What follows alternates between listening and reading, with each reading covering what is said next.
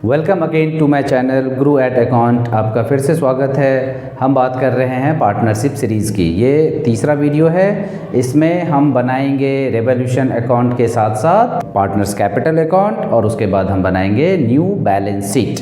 उसके journal entry भी कैसे होती है वो भी करेंगे। हम फॉलो कर रहे हैं new latest book D K Goyal Haryana addition, जिसका ये क्वेश्चन नंबर है 46 और पेज नंबर मैंने लिख दिया है 4.95। इस क्वेश्चन में समराइज करके सब कुछ दिया हुआ है, यानी इसमें रेवोल्यूशन अकाउंट की जर्नल एंट्री भी बनानी है आपको, रेवोल्यूशन अकाउंट भी बनाना है, फिर उसको लेके पार्टनर्स कैपिटल बनाना है, फिर पार्टनर कैपिटल से जो कैपिटल आएगा उसको लेके हमें न्यू बैलेंस शीट बनानी है। तो ये कंप्लीट क्वेश्चन है। अभी तक हम जो भी बना रहे थे वो वर्किंग नोट के तौर पे काम आएगा इस क्वेश्चन में। यही क्वेश्चन आपके एग्जाम में आता है। तो चलिए स्टार्ट करते हैं। सबसे पहले रेवोल्यूशन अकाउंट की जर्नल एंट्री करनी हम शुरू करते हैं। तो जो सबसे पहली एंट्री है वो है लैंड एंड बिल्डिंग एप्रिशिएट हो रही है। How much? 15% से अप्रिशिएट हो रही है। तो गाइस हमें पता है कि जब भी एसेट्स अप्रिशिएट होता है, इंक्रीज होता है, तो हमें फ़ायदा होगा। तो हम कैसे करेंगे उसकी एंट्री?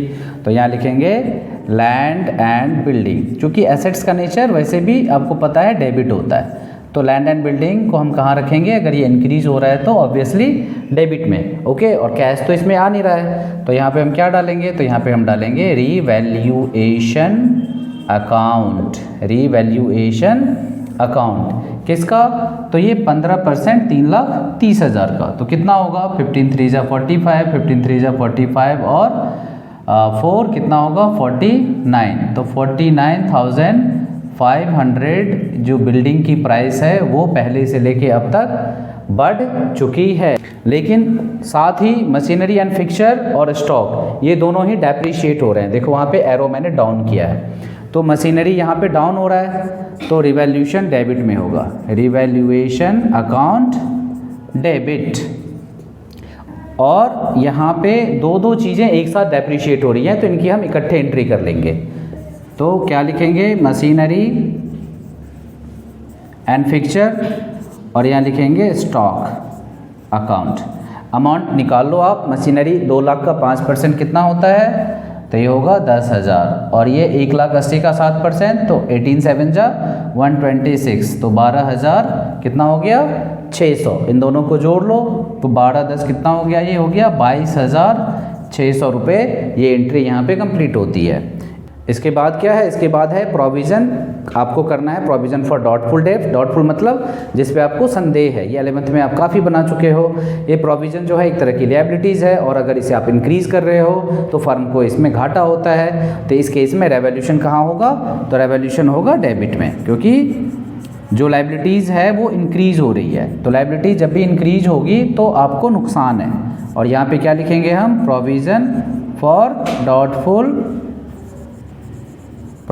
फॉर डाउटफुल डेब्ट्स, यानी कि संदेह जो है, डेब्ट्स मतलब उधार, डेटर, ऐसे डेटर जिन पे आपको डाउट है। तो ये बोला है इसने, बुक में कहा है कि 5% आपको प्रोविज़न करना है। ओके, और डेटर है कितना? तो बुक में आप देखो 2 लाख रुपए डेटर है, तो उसका 5% कितना होगा? 10,000। ठीक है। उसके बाद है इसमें कि आपको एक अनफॉर्सीन लायबिलिटीज़ थी। तो ऐसे केस में जब अनफॉर्सीन लायबिलिटीज़ आपको अचानक से कोई ऐसी लायबिलिटीज़ पे कर जानी पड़ती है जो नहीं थी पहले से और आप पे कर रहे हो, तो ये आपके लिए एक नुकसान है। तो ये इस अनफॉर्सीन लायबिलिटीज़ को भी आप ऐसे ही बनाओगे। रीवैल्यूएशन अकाउंट डेबिट और अनफॉर्सीन लायबिलिटी अकाउंट 15,000, कॉमा का इस्तेमाल आप लोग ज़रूर करना। ऐसे ही एक और इसमें अमाउंट है कि अकॉर्ड कमीशन रिसीव्ड। तो ये एक तरह से बेनिफिट है। तो इसमें क्या होगा? अकॉर्ड कमीशन को हम क्या लिखेंगे? डेबिट में लिखेंगे। Accord commission received account debit, और यहाँ लिखेंगे हम रीवैल्यूएशन अकाउंट। ओके, कितना है? तो ये है 11,000, तो 11,000 लिख देंगे। गाइस ये रिवैल्यूएशन से रिलेटेड सारे जर्नल एंट्री हो गई। अब जर्नल एंट्री हमने फटाफट बना ली, उसी के बेस पे जर्नल एंट्री को देख देख के हमें ये रिवॉल्यूशन अकाउंट बनाना है। क्या करना है, रिवॉल्यूशन को ढूंढना है कि वो डेबिट में है या क्रेडिट में है। तो पहली जर्नल एंट्री जो थी उसमें रिवॉल्यूशन कहाँ पे था, उसमें रिवॉल्यूशन था क्रेडिट में। तो अमाउंट लिखेंगे क्रेडिट में कितना, तो ये था 49,500 और हम रिवॉल्यूशन के अकाउंट में रिवॉल्यूशन नहीं लिखते, क्या लिखते हैं, उसके अपोजिट। तो यहाँ पे लिखेंगे बाय लैंड एंड बिल्डिंग, क्योंकि ये एप्रिशिएट हो रहा है, तो land and building account. Okay, format वगैरह आप ठीक से लिख लेना, इस फॉर्मेट पे मत जाना। ओके, तो उसके बाद रेवोल्यूशन कहाँ है, तो डेप्रिशिएट हो रहा है, तो ये डेबिट में होगा। तो यहाँ पे लिखेंगे 2 के बाद क्या लिखेंगे, तो मशीनरी एंड फिक्चर्स अकाउंट। कितना था ये, तो ये 2 लाख का 5% था, तो ये है 10,000। और ऐसे ही स्टॉक भी, तो स्टॉक भी यहाँ पे आप लिख सकते हैं। स्टॉक कितना है, तो स्टॉक था 1,80,000 और उसका कितना 7%, तो ये है 12,600। ओके, उसके बाद एक अनफोर्सीन लायबिलिटीज़ थी, तो ये है अनफोर्सीन लायबिलिटी, ये था 15,000। और क्रेडिट में भी एक आइटम था, क्या था वो, एकर्ड कमीशन कितना था, ये था 11,000। इसके अलावा डेबिट में एक और आइटम है, वो है प्रोविज़न फॉर डाउटफुल डेब्ट्स।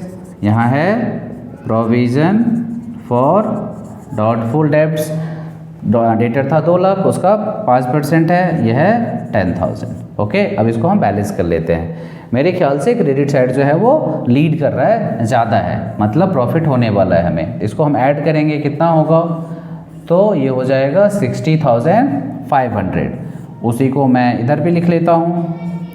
अब इनमें मैं क्या ऐड करूँ कि ये इतना हो जाए। ओके, तो देख लो 2020, तीसरा डिजिट है 6 में क्या ऐड करूँ कि 5 हो जाए, तो 6 9 15, 1 कैरी, 1 2 3 3 5 8 में क्या जोड़ूँ, तो 8 2 10, 0 हो जाएगा, 1 1 2 2 3 4 5, ये देखो ये आ गया 12,900। ये हमारा रेवोल्यूशन का क्या है, प्रॉफिट है। ये घटाने का मैंने आपको शॉर्टकट तरीका भी बताया है। इस तरीके से 1-2 बार आपको दिक्कत आएगी, उसके बाद आप इस तरीके के मास्टर हो जाओगे। एग्ज़ाम में आपका बहुत टाइम बचेगा, और एग्ज़ाम में टाइम बचाना ही सबसे इम्पॉर्टेंट है। नहीं तो आपके क्वेश्चन पेपर अक्सर आप शिकायत करते हो कि मैडम छीन लेती है या सर छीन लेते हैं। अब रिवॉल्यूशन का प्रॉफिट आ चुका है, इसे हम क्या करेंगे, पार्टनर्स कैपिटल अकाउंट में ट्रांसफ़र कर देंगे। तो पहले इसे वर्किंग नोट में क्या करो, इसको डिवाइड कर लो। तो ए और बी दोनों का रेशियो क्या था, 3/4 और 1/4।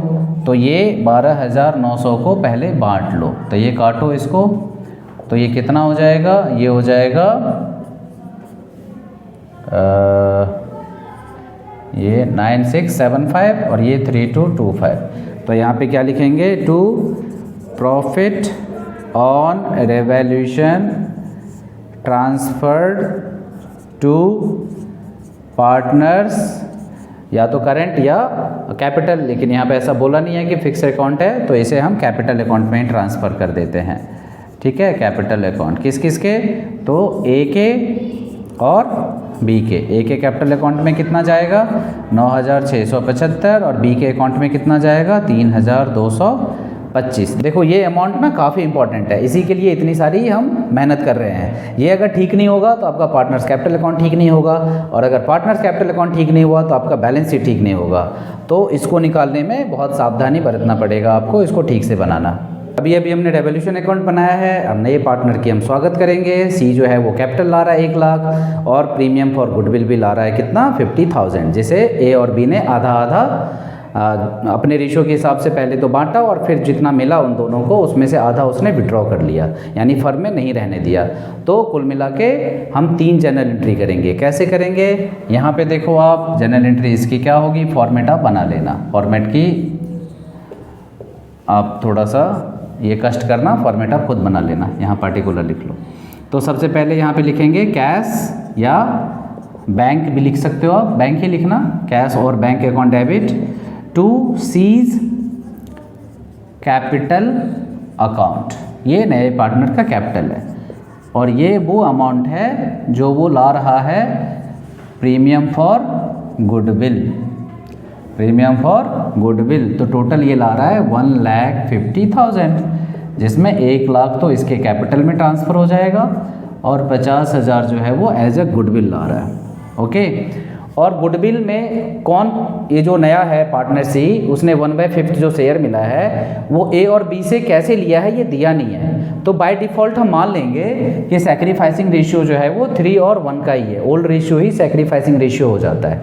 ओके, तो इसको हम पहले इस अमाउंट को, इस गुडविल को हम ओल्ड पार्टनर्स में बांट लेंगे। तो क्या लिखेंगे यहाँ पे, यहाँ लिखेंगे premium for goodwill, premium for goodwill account debit to as capital account to B's capital account.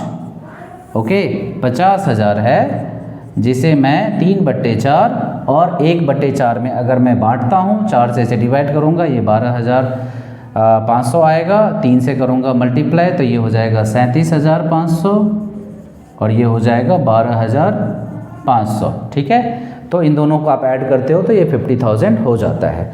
अब तीसरी एंट्री क्या है, इसमें आधा इन्होंने विड्रॉ कर लिया है तो इसकी रिवर्स एंट्री करो। तो यहाँ पे ए को क्या करो, ए के कैपिटल को फर्म क्या करेगी, इस केस में डेबिट कर लेगी, बी को भी डेबिट कर लेगी और फर्म से क्या निकल गया, कैश या बैंक जिसे आप लिख सकते हो, वो फर्म से बाहर जा रहा है। तो इस केस में क्रेडिट वॉट गोज आउट, पैसा बाहर जा रहा है फर्म से। तो 37,500 का आधा कितना होगा, तो देखो कितना हो रहा है, ये हो रहा है 18,750। ये देखो ये हो रहा है 6,250। ओके, इन दोनों को ऐड करो आप तो कितना होना चाहिए, 25,000 जोड़ के आना चाहिए, क्योंकि 50,000 का आधा कितना होता है, 25,000। ये इन्होंने। अब हम बनाएंगे पार्टनर्स कैपिटल अकाउंट, इन सारी जर्नल एंट्री को ध्यान में रखते हुए। ओके, तो चलते हैं पार्टनर्स कैपिटल अकाउंट की तरफ, इसका स्क्रीनशॉट आप ले लो। तो हमने सारी जर्नल एंट्री कर ली थी, अब हम बनाते हैं पार्टनर्स कैपिटल अकाउंट। हमारे पास 2 पार्टनर पहले से थे और ये थर्ड आ गया है। तो सबसे पहला अमाउंट हम क्या लिखते हैं यहाँ पे, आपको पता है, और वो है बाय बैलेंस BD।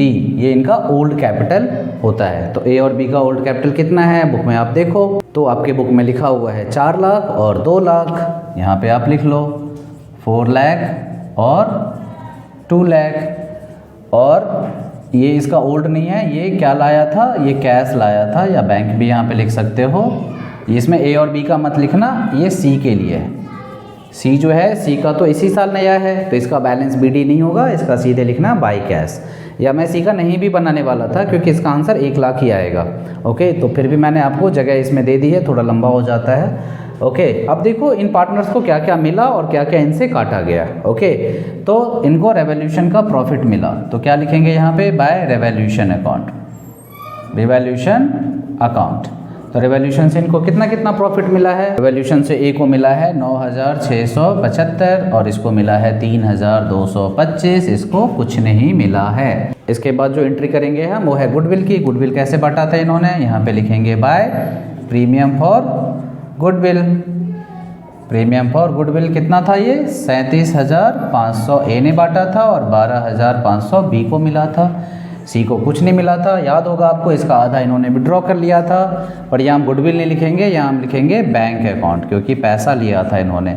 तो 37 का आधा कितना था इनका, 18,750 और 12,500 का आधा कितना था, 6,250। सी ने कुछ नहीं विड्रॉ किया। ठीक है, तो इस तरह से इनकी सारी एंट्री यहाँ पे हमने कर ली है। ठीक है, रेवोल्यूशन का प्रॉफिट भी बांट दिया हमने, प्रीमियम फॉर गुडविल भी दे दिया। अब इसमें कुछ भी नहीं है तो इसको हम बैलेंस कर लेंगे। बैलेंस करने का बड़ा आसान तरीका है, जिधर ज़्यादा है उधर जोड़ लो आप। मुझे तो ज़्यादा लग रहा है क्रेडिट साइड में, इसको मैं ऐड करता हूँ। तो यह है 5, यह है 7, यह है 5 6 11, यह है 7, यह है 7 9 16 और एक 17, यह है 3, एक 4 और वो है 4। तो ये हो गया 4,47,175, जिसमें से इसे घटा लो आप। ठीक है, तो कितना होगा, इसे माइनस कर लो।